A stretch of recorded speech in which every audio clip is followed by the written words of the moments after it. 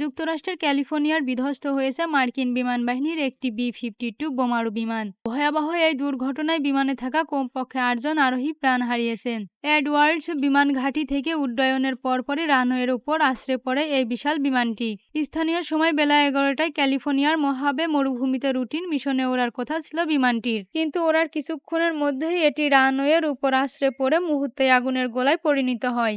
আগুনে পুড়ে বিমানটি এক পর্যায়ে ছায়ে ধ্বংসস্তূপে রূপান্তরিত হয়। নিহত ৮ জনের মধ্যে ২ জন ছিলেন উড়োজাহাজ নির্মাতা প্রতিষ্ঠান বোয়িংয়ের কর্মকর্তা। কর্তৃপক্ষ জানিয়েছে, এই ধরনের ভয়াবহ দুর্ঘটনায় কারো জীবিত ফেরা কোনোভাবেই সম্ভব নয়। দুর্ঘটনার প্রকৃত কারণ অনুসন্ধানের জন্য ইতিমধ্যে একটি নিরাপত্তা বোর্ড গঠন করা হয়েছে।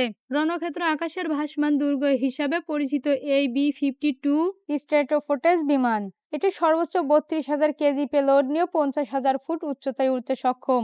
বিমানটির ৮টি শক্তিশালী ইঞ্জিন একে আকাশে ওড়ার এবং পারমাণবিক ক্ষেপণাস্ত্র বহনের শক্তি যোগায়। Mosammat Sharmin, pulse news.